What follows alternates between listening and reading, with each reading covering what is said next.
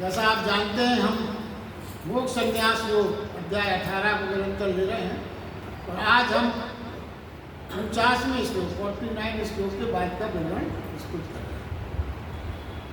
सबसे पहले जो अभी विवरण आने वाला है आज उसका जो सूत्र वाक्य जो अपन समझने वाले हैं वो 2 लाइन में संक्षेप में पहले आपको ध्यान में लाना चाहता हूँ। देखिए इसमें विवरण में जो मुख्य बात है वो मात्र इतनी है कि परमात्मा को पाना कैसे सरल हो जाए। भगवत गीता परमात्मा को पाना है, ये हमारा मन करता है, सभी उद्देश्य है। सरल कैसे हो जाए, सब लोग कठिन मानते हैं। तो वो कहते हैं इसमें पूरे अध्याय में अभी जो श्लोक आएंगे उसमें यही सूत्र बताए गए हैं। तुम परमात्मा का योग्य बनो, परमात्मा को पाने की योग्यता प्राप्त करो। परमात्मा तो तुम्हें मिला हुआ है। बिना योग्य बने यदि तुम खोजते रहोगे तो एक दिन कह दोगे कि परमात्मा नहीं है। सारा जो विवरण है आज इसी भाव पर आधारित है। देखिए भगवान ने ये कहा है कि हे अर्जुन तुम जहां है वही कर्म करते हुए फलांक्षा के त्याग से संन्यास सिद्ध कर सकते। जो भी तुम कर रहे हो, जो भी कार्य कर रहे हो, किसी भी क्षेत्र में हो, छोटा बड़ा मत समझो, सब भगवान का दिया हुआ कार्य समझ के करो। सिर्फ क्या करना है, फल आकांक्षा को तुम्हें अपने से दूर कर देना। देखिए एक जो मुख्य बात बताई गई है, सत्य यह है कि विपरीत के प्रति हमेशा आकर्षण होता है। एक स्वाभाविक बात है, अपन सब समझते हैं। तो क्या है, गृहस्थ है, अगर आप गृहस्थ जीवन कोई जी रहा है तो संन्यास के प्रति आकर्षित है, क्योंकि दोनों विपरीत माने हैं। तो उसका आकर्षण विपरीत के प्रति कहाँ होगा, संन्यास में होगा। और जो सन्यासी है उसका आकर्षण कहाँ होगा, गृहस्थ की ओर आकर्षित है। क्या है, अगर अपना अपना आनंद ले रहे हैं और अपने अपने प्रभु के दिया कार्य समझ रहा है गृहस्थ, तो संन्यास प्रभु का दिया हुआ कार्य समझ तो नहीं होगा आकर्षण। मगर ये विपरीतता है, अगर मैच्योरिटी नहीं है तो हमेशा आकर्षण होगा। और फिर उसका परिणाम क्या होता है, वो ना तो गृहस्थ वाला गृहस्थी ठीक से चला पाता है, ना संन्यास वाला संन्यास में कर पाता है। दोनों अपनी अपनी जगह असफल हो जाते हैं। इसलिए भगवान ने कहा है अपना स्वभाव गुण धर्म जानना बहुत जरूरी है।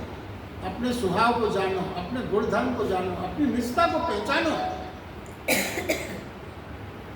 और निष्ठा कर बताया गया था, निष्ठा आप जब ही पहचान पाएंगे जब आप पूरी तरह से अपने अंदर विचारों से, परिवेश से, समाज के तमाम तरह की बातों से अपने अंतस को शून्य करें, तभी आपको अपनी निष्ठा का सही भान होगा।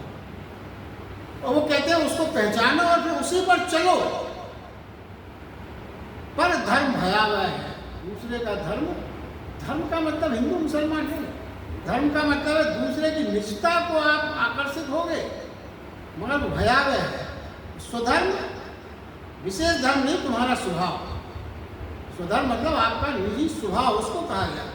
तुम्हारी जो प्रवृत्ति है, भगवान ने यहाँ तक कह रहे हैं कि जो तुम्हारी प्रवृत्ति है उसमें मर जाना भी बेहतर है।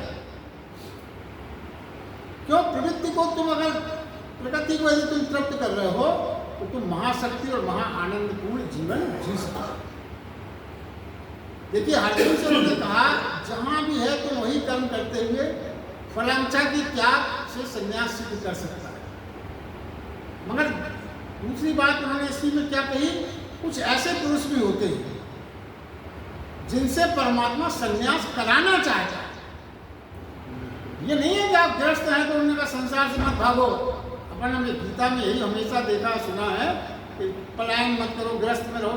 तो ऐसा नहीं है कि जो चले गए यहाँ से संसार को त्याग के उन्हें कुछ छोटा माना गया ना, मगर वो उन्हीं को जाने के लिए भगवान कहते हैं कुछ ऐसे पुरुष होते हैं जिनसे परमात्मा संन्यास कराना चाहता है। वह सब कर्म त्याग कर हिमालय जाकर सन्यासी हो जाते हैं। जैसे महावीर और बुद्ध, उनको परमात्मा चाहता था कि वो सन्यास और बाहर जाके रहे। तो देखिए, कुछ प्राणी स्वभावतः ग्रस्त होते हैं, कुछ प्राणी स्वभावतः सन्यासी। यही निष्ठा है, स्वभावतः आपका जो पर्सनल निजी स्वभाव है वो कुछ लोगों का ग्रस्त होगा और कुछ लोगों का सन्यासी होगा। और ये बात जो फिर से बताते हैं, यदि संयोग से दूसरी स्थिति में आ गए, संयोग से अगर आपका स्वभाव ग्रस्त का है, सन्यास में आ गए, और सन्यास का है अगर और ग्रस्त में आ गए, तो क्या होगा? संयोग से दूसरी स्थिति में आ गए तो अपने स्वभाव के अनुसार वो स्थिति आप वहां निर्मित कर लो। अगर ग्रस्त के भाव वाला गलती से सन्यास में आ गया तो वहां भी वो आश्रम बना लेगा, कमरे बना लेगा, तरह तरह के परिवार नहीं है तो चूल्हे चपाटी बना लेगा, वो पूरी गृहस्थी जमा लेगा। अपन रोज देख रहे हैं तो अपरिपक्व सन्यासियों के उदाहरण अपने देश में कम नहीं है, वो सब इसी भाव से माने गए। तो ये है। अब इसके बाद क्या है, देखिए मूल बात क्या है, यदि तुम कर्म में, तो भगवान ने कुछ बातें बहुत कही, आदमी के स्वभाव अपने अपने अलग अलग होते हैं। जैसे यदि तुम कर्म में रहना सरल मानते हो, सुगम मानते हो, कर्म में रहने का मतलब क्या है? कर्म में रहना सरल कब होता है? जैसे भगवान ये कहते हैं कि तुम सब चीज़ें ये मान लो कि भगवान ही करता है, भगवान ही करा रहा है, जो कुछ भी काम है हम नहीं कर रहे, मगर ये कठिन है मानना। देखो, भगवान ने एक बात जो कह देते हैं, उसके बाद जो अधिकांशतः जैसे लोग हैं उनको भगवान छोड़ते नहीं है। कई बार हमने ये बात बोली थी, तो वो कहते हैं कि ये हमने कह तो दिया, मगर ये बड़ा कठिन है। तो आप जब देख रहे हो कि हम ही तो सब कर रहे हैं, और हम ये कैसे मान लेंगे सब परमात्मा कर रहे हैं? मैंने किया, ये सब दुकान मैंने जमाई, घर मैंने जमाया, नौकरी मैं कर रहा हूँ, सब काम मैं ही तो कर रहा हूँ। अब मैं आपके लिए भले ही आपको कोई उपदेश दे दे, आप उसको सुन लें, मगर अंदर से ये मानना कठिन होता है।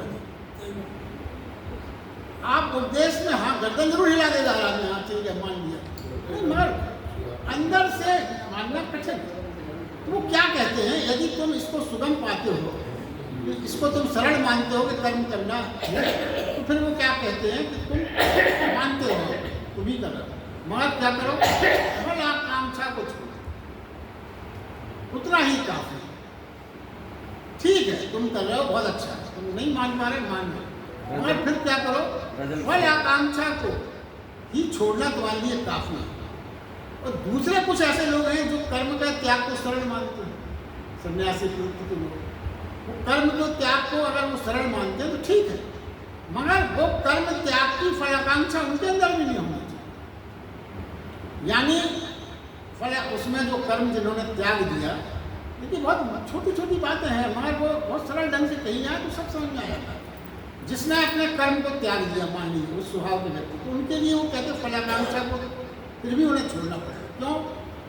वो ये कैलकुलेशन लगा सकते हैं कि हमने ये त्यागा, ये त्यागा, ये त्यागा, क्या और त्यागेंगे आप लोग। तो इस कैलकुलेशन के खिलाफ में ये कोई सौदेबाजी थोड़ी हो रही है, इतना दिया और क्या दे देना, 2 मकान छोड़ दिया और कुछ छोड़ना है क्या, कुछ और व्यवस्था करें आपके लिए, कितने में आओगे? ये नहीं होता, दिस इज नॉट करेक्ट। क्या है, अब लोग ये कहें कि हमने सारा संसार त्याग दिया, सब जायदाद त्याग दी, घर तो अब मोक्ष मिलना ही चाहिए हमको, अब मोक्ष दो। हमने मकान छोड़ दिया, दुकान छोड़ दी, खेत खलिहान छोड़ दिए, सब छोड़ दिया, परिवार छोड़ दिया, सब छोड़ दिया, अब मुझे तो मोक्ष मिलनी चाहिए।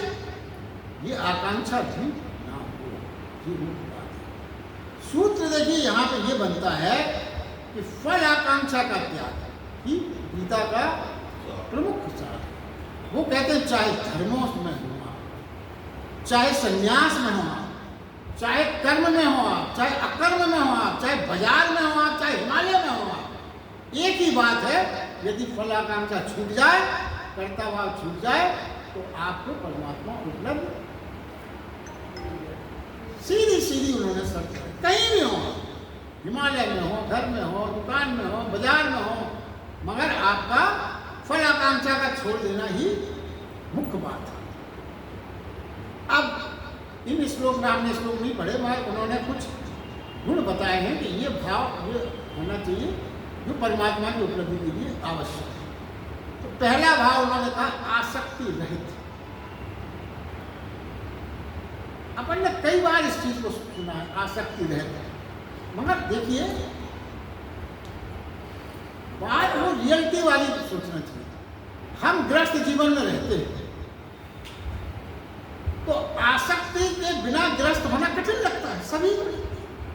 घर में रह रहे हैं, परिवार में रह रहे हैं और आसक्ति ना हो, वही आ जाती है चीज में। सुनने में तो सब कह दिया मगर मन ये कहता है कि ये तो भाई बड़ा कठिन है, कैसे होगा। तो कहते हैं कि मगर ये बात एक बात इसके साथ और जोड़ लें, जहाँ आसक्ति होगी वहीं अपेक्षा होगी। जब आपकी अपने घर परिवार कहीं भी आसक्ति होगी तो अपेक्षा साथ जुड़ी हुई है, और जहाँ अपेक्षा है वहीं तो, क्योंकि अपेक्षाएं पूरी नहीं हो सकती। अपेक्षा पूरी होना क्यों संभव असंभव है, क्यों अपेक्षाएं बढ़ती जाती हैं।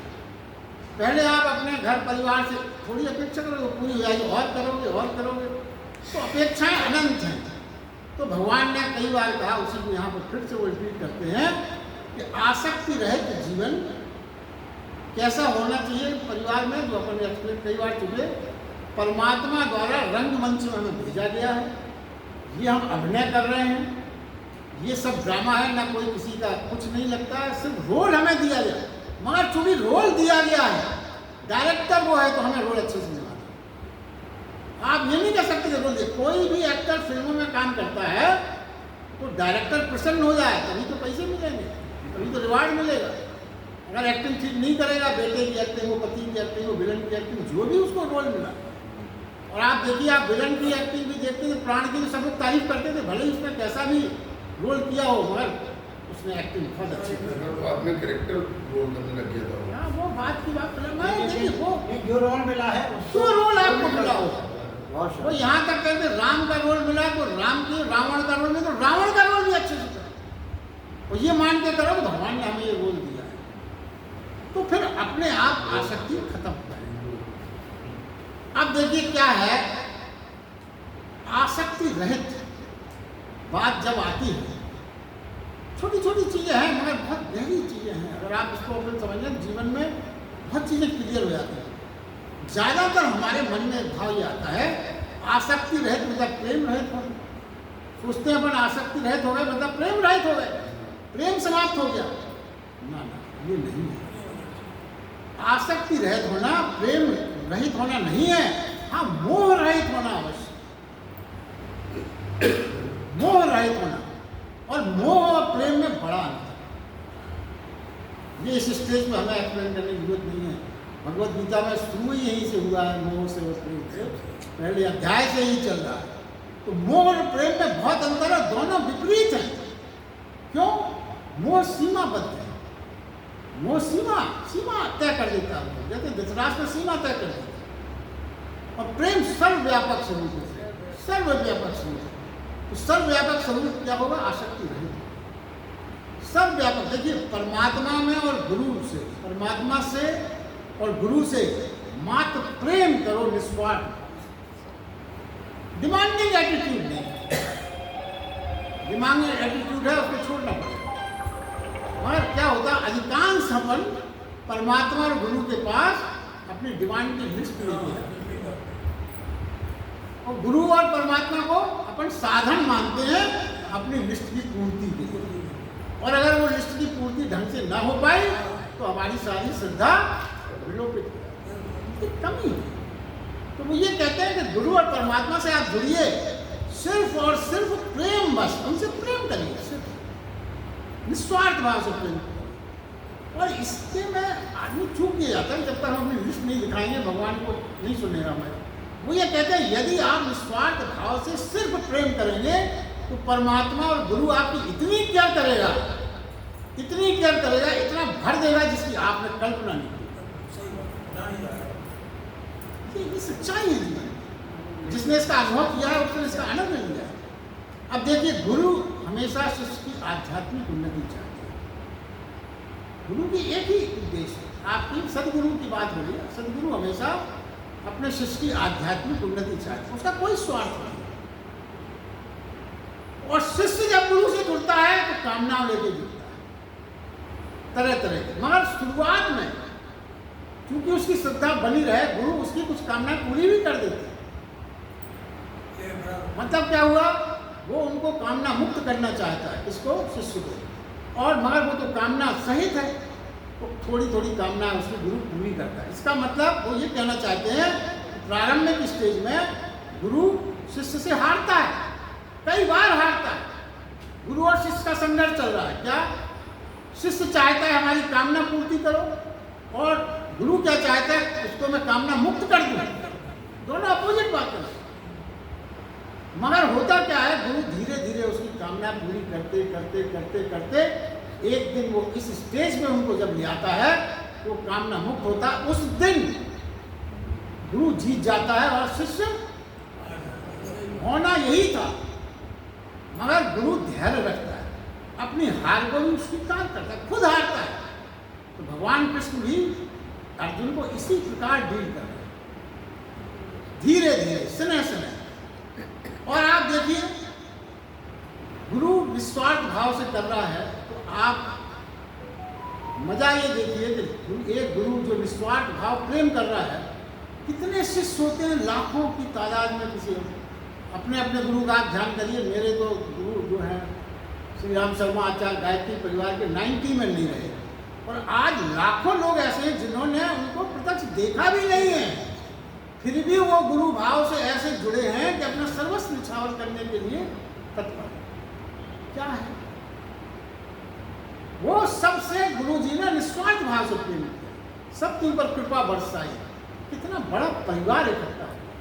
हम और आप अपने छोटे से परिवार में प्रेम नहीं बांट पा रहे, हम और आप अपने पूरे परिवार को अपने प्रेम से संतुष्ट नहीं कर पा रहे हैं। क्यों? आसक्ति जुड़ी है, अपेक्षाएं जुड़ी हैं। इसीलिए वो कह रहे हैं आसक्त छोड़ने। कोई वो आपको इसलिए नहीं कह रहे कि उनका कोई आपको सब छोड़ के सन्यासी, ना ना, वो कहते लाभ है इसमें आपका, भाई इसी में लाभ है। अगर आप आसक्ति जोड़े रहोगे तो आप अपने घर के 2 बच्चों को नहीं ठीक से प्रेम दे पाओगे, और आसक्ति रहित, अपेक्षा रहित हो जाओगे तो 2 बच्चे क्या, लाखों बच्चे, जैसे गुरु जी के लाखों बच्चे होते हैं, सबको ये लगता है कि हमारे पिता है। ये भाव है, ये भाव अपने यहाँ रोज घटते हैं, मगर अपन उसको समझ नहीं पाते। देखिए अगला पॉइंट वो लेते हैं, स्पर्धा रहित। स्पर्धा क्या है? प्रतिस्पर्धा। यानी प्रतिस्पर्धा कब होती है? जब चीजें कम हो और चाहने वाले ज्यादा हो। नौकरी कम हो, पोस्ट हो 10, तो आवेदक हैं 10,000। यही हो रहा, अपन देख रहे हैं। तो इसमें क्या होगा? प्रतिस्पर्धा होगा। मगर स्पर्धा रहित कहते हैं, तो स्पर्धा रहित कैसे होगा? देखिए, मात्र और मात्र परमात्मा है। परमात्मा की प्राप्ति में संघर्ष की जरूरत नहीं हो सकती, क्योंकि वो सर्वदा पूर्ण है। सभी लेते जाओ लेते जाओ लेते जाओ लेते जाओ, फिर भी वो पूर्ण रहेगा। परमात्मा को सब लेते जाओ, कभी नहीं घटता। नौकरी यहाँ से 10-15 है, और परमात्मा पूर्ण से पूर्ण को निकालो, फिर भी वो पूर्ण रहेगा। यही तो परमात्मा की पूर्ण से पूर्ण को निकालो तो भी वो पूर्ण रहेगा। इसलिए परमात्मा में स्पर्धा नहीं है, प्रतिस्पर्धा नहीं मानी गई, प्रतिस्पर्धा रहित है वो। इसके बाद आगे का बिंदु आता है। देखिए, भगवान ने ये कहा, विशुद्ध बुद्धि से युक्त, विशुद्ध बुद्धि। तो देखिए, बुद्धि को भगवान ने सबको एक सी दी थी। बुद्धि के समय कोई अशुद्धि और विकृतियां नहीं थी, सबको एक सी बुद्धि दी गई। जैसे हवा चलती है, जब स्वच्छ पूरी तरह से शुद्ध होती है, फिर उसमें मिलावट क्या होती है? जो अपन ने प्रदूषण फैला रखा, जहरीली गैस, जहरीली और तमाम पदार्थ, ये सब जब उसमें मिल जाते हैं तो प्रदूषण, तो प्रदूषण कहते हैं। शुद्ध वायु है तो वो तो शुद्ध है पूरी तरह से। तो वो क्या कहते हैं अपनी बुद्धि अशुद्ध कैसे हुई? विचारों से भरी बुद्धि अशुद्ध हो जाती है। जब हमने अपनी बुद्धि में तरह तरह के अनर्गल विचारों को समाविष्ट कर लिया तो वो क्या हो गई? बुद्धि वो अशुद्ध हो गई। बुद्धि तो है, बुद्धि तो ओरिजिनली वही है, मगर धुएं से दब गई। जैसे जीवात्मा के लिए भी वो सिद्धांत जो अपन ने कई बार चर्चा की, आत्मा तो पूरी तरह से परमात्मा का अंश है, मगर जो हमारे विकार हैं वो उसके ऊपर आच्छादित हो जाते हैं।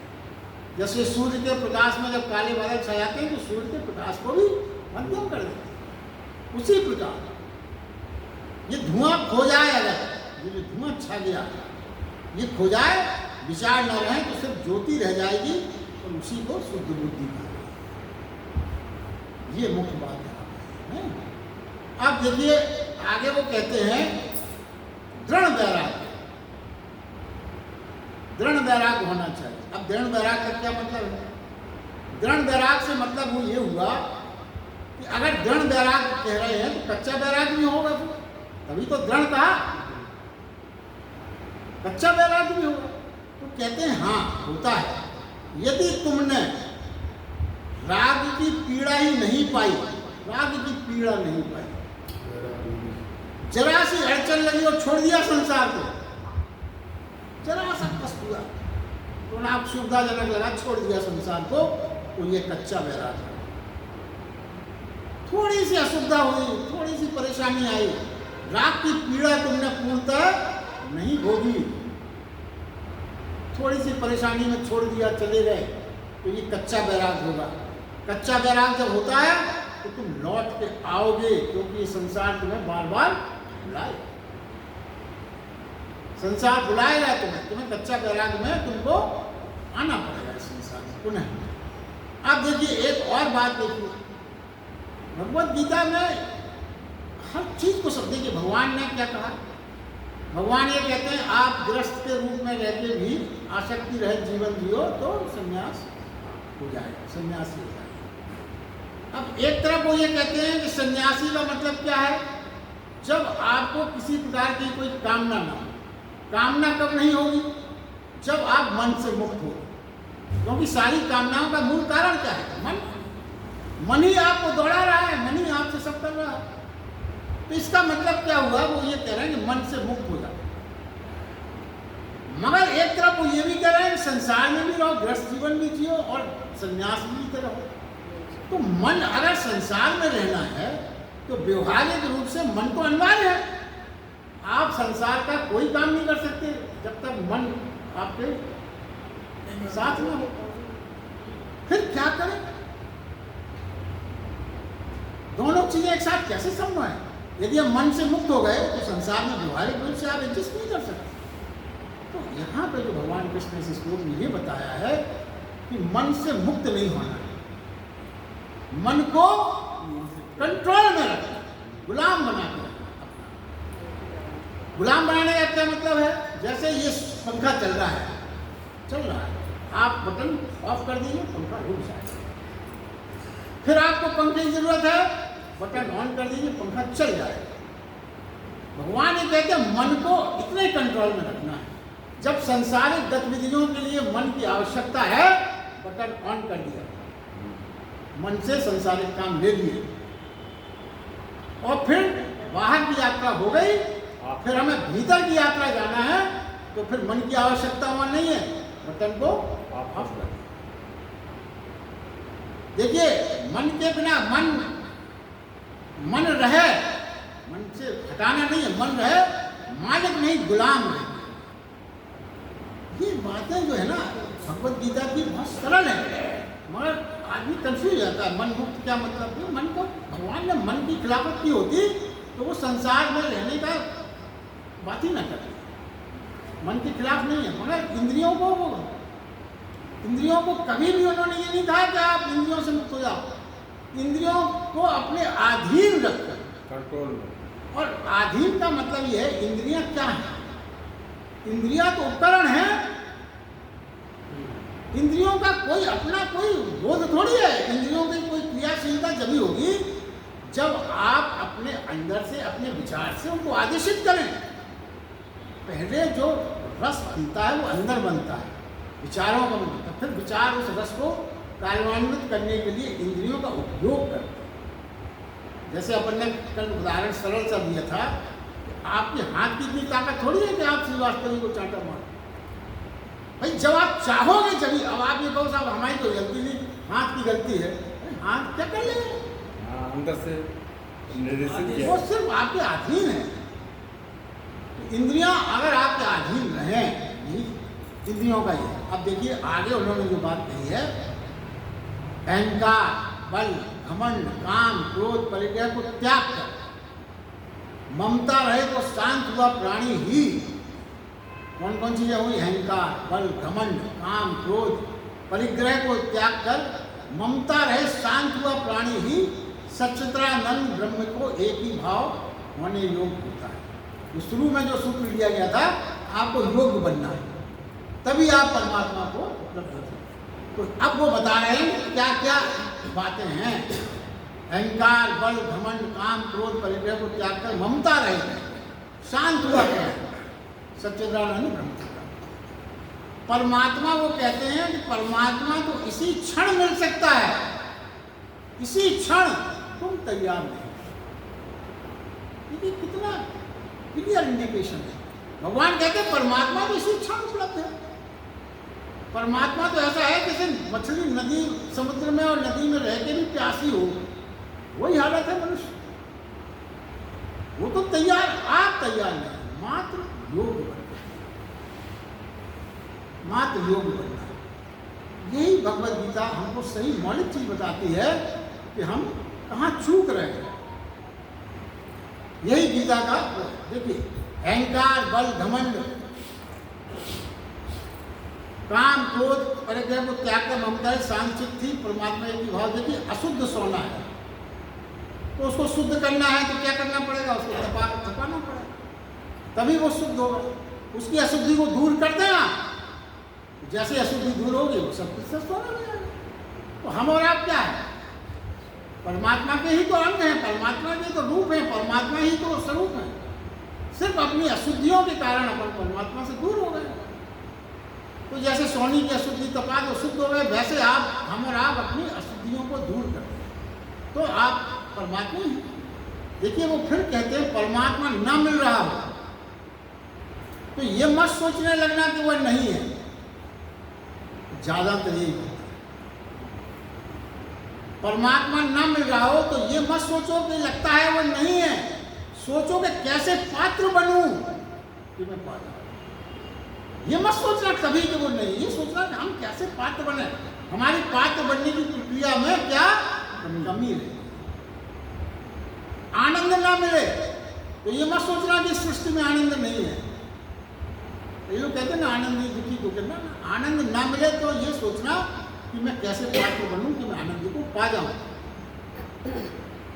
दार्शनिक परमात्मा को खोजता है, दार्शनिक हमेशा परमात्मा को खोजता है और हार कर फिर नास्तिक हो जाता है। धार्मिक जो वही है जो मात्र अपनी पात्रता को निर्मित करता है और फिर वो पा जाता है। छोटे छोटे बात अपनी पात्रता को जो निर्मित करता है वो पा जाता है। देखिए कभी कभी बड़ा कंफ्यूजन होता है। बुद्ध और महावीर भगवान ने ईश्वर की बात मत करो ये कहते थे, वो ईश्वर की बात मत करो, ईश्वर की बात ही मत करो। अरे ईश्वर की बात नहीं करो मतलब भारी नास्तिक ना ना ना। वो कहते हैं ईश्वर की बात मत करो, मात्र स्वयं को पात्र बनाओ। ऐसा कर वो महान आस्तिक हो गए, उनसे बड़ा कोई आस्तिक नहीं। ईश्वर की बात मत करो, मात्र अपने को पात्र बनाओ। और उन्होंने अपने को पात्र बनाया और उनसे बड़ा आस्तिक कोई नहीं।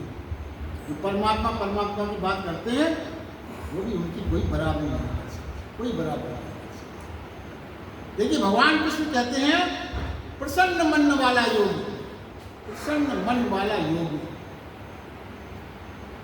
तो कौन हो सकता है प्रसन्न? जो किसी के लिए शोक न करे। छोटे छोटे वाक्य हैं मगर इसका अगर आप गहराई से सोचोगे तो बहुत गहरे सूत्र है। जो किसी के लिए आकांक्षा न करे, किसी की आकांक्षा, कोई आकांक्षा न, जो समभाव में रहने वाला हो, तो उसे प्राप्त क्या होगा फिर? अगर इस तरह का है तो भगवान कृष्ण कहते हैं वह मेरी पराभक्ति को प्राप्त होगा। जो इस तरह का प्रसन्न मन वाला होगा, योगी कौन प्रसन्न वाला? जो ना शोक करे, ना आकांक्षा करे और समभाव में रहे। फिर कहते अगर ये सब कर लिया तो प्राप्त होगा, तो भगवान कृष्ण कहते हैं मेरी पराभक्ति को प्राप्त होगा। अब पराभक्ति क्या है? हर चीज को देखिए समझना पड़ता है, तभी उसका आनंद है। पराभक्ति, जब भक्त और भगवान एक हो जाते हैं, समझे क्या मतलब हुआ? भक्ति में भक्त और भगवान शुरू में हमेशा अलग ही रहते हैं। अपन ने पिछले उसमें समझा था कि तू अगर आप किसी को कह रहे हो तो अलग अलग ही है, वो भक्त और भगवान हमेशा अलग अलग ही रहेंगे। भक्त और भगवान में हमेशा दूरी रहेगी। वो भक्त जो है परमात्मा नहीं हो सकता, मगर शुरुआत में भक्ति की शुरुआत कहाँ होगी? भक्त भगवान से अलग अलग होगा। फिर क्या होगा? शुरुआत की बात है। भक्त क्या करेगा? पहले जब शुरू में जुड़ता है तो आकांक्षा करेगा, भगवान से जुड़ेगा। क्या आकांक्षा करेगा? संसारिक चीजों की पहली वो आकांक्षा करेगा, ये मिल जाए, वो मिल जाए, ये पूरा हो जाए। और ये नेचुरल है। देखिए भगवान किसी चीज को गलत नहीं कहते।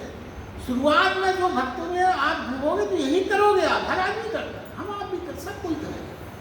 फिर वो क्या कहते हैं कि धीरे धीरे जब भक्ति सघन होती जाएगी, धीरे धीरे स्नेह से क्लास बढ़ती है, धीरे धीरे 1 2 4 5 6 BA PhD तक आदमी जाता है। कहते जब धीरे धीरे भक्ति सघन होगी तो फिर उसकी आकांक्षाएं बदल जाएंगी। फिर वो क्या कहे? मोक्ष मिल जाए, निर्माण हो जाए, मुक्ति हो जाए, उसकी आकांक्षा बदल जाए। पहले वो संसारिक आकांक्षाएं करेगा, बाद में वो मोक्ष की आकांक्षा करेगा। और इसके बाद थर्ड स्टेज भी वो कहते हैं, समझे, जब समस्त मांगे पूर्णतः खो जाए, ये मांग भी खो जाए, फिर वो ये कह सके कि जैसा हूं वैसा ही ठीक हूं, कुछ नहीं चाहिए, कुछ नहीं चाहिए, जैसा है ठीक है, कोई फासला नहीं। तो ऐसी परम तृप्ति के क्षणों में ही पराभक्ति की भाव है। यही पराभक्ति, जो अपनी स्थिति से संतुष्ट है। वो काम ने मना कर दिया, हम तो जैसे हैं ठीक है, हमें नहीं चाहिए मोक्ष। कहाँ तुम आ गए मोक्ष की बात? अपनी स्थिति से संतुष्ट होने से बड़ी भक्ति भगवान में कुछ नहीं, कोई आकांक्षा नहीं, कोई यही तो कामना रही, यही तो है भाई। मोक्ष की भी आपने कामना ही तो की, कामना तो वो भी हुई, तो कामना मुक्ति कहाँ हुई है? कामना मुक्ति आप जब ही हो सकते हो जब आप जिस स्थिति में हो भक्ति की, उस स्थिति को ही आप संतोष करें, उसी को भी प्रभु की प्रसाद। यानी क्या है? सारी सीमाएं टूट जाती हैं, मन में कुछ भी अस्वीकार का भाव ना हो। इस क्षण तुम जैसे हो परिपूर्ण हो, क्योंकि परिपूर्ण होने की कोई सीमा नहीं। भगवान कृष्ण ने ये कहा है कि कुछ छोड़ना नहीं है, कोई कर्म त्यागना नहीं है, यही सौंदर्य है। कुछ छोड़ना नहीं है, कोई कर्म त्यागना नहीं है, यही सौंदर्य है। सब करते हुए भी मुक्त हो जाओ, यही सबसे बड़ा सौंदर्य है। इससे बड़ा सौंदर्य और कुछ नहीं। भागकर मुक्ति का प्रयास, भागकर और पलायन मुक्ति का प्रयास करने वाले डरे हुए हैं, भयभीत लोग हैं, और उन्हें बंधन सर्वदा है, बंधन मुक्त नहीं हो सकते, वो डर है, हर चीज से डरे हुए हैं। जीवन में जिसने इस भक्ति सूत्र को समझ लिया उसे कुछ छोड़ना नहीं पड़ता। जीवन में जिसने इस भक्ति सूत्र को समझ लिया उसे कुछ छोड़ना नहीं पड़ता, छूट जाता है, छोड़ना नहीं पड़ता और छूट जाता है। देखिए इनमें बहुत गहरी बात है। भगवान महावीर ने कोई कपड़े अपने नहीं छोड़े थे, छूट गए।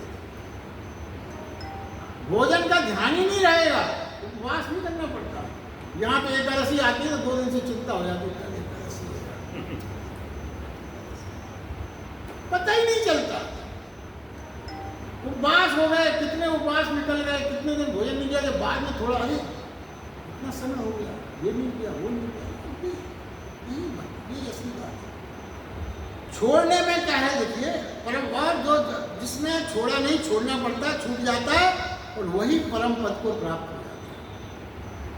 छोड़ने में, छोड़ा यदि आपने, छूट जाता है, छोड़ने में क्या फर्क है? यदि आप छोड़ोगे तो मैंने छोड़ा इसका अहंकार, यही तो फर्क है। छूट गया उसमें कोई अहंकार नहीं है, वो तो परमात्मा ने छुड़ाया, हमें तो पता ही नहीं चला। जब हमें पता ही नहीं चला तो हम करता नहीं है, अपने आप छूट गया तो हम काहे के करता भाई।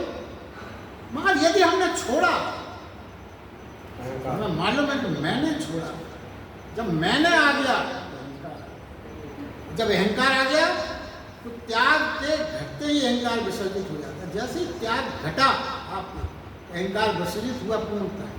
यही विशेषताएं हैं। देखिए, चलिए आज के लिए बस इतना ही काफी है, आगे फिर करेंगे।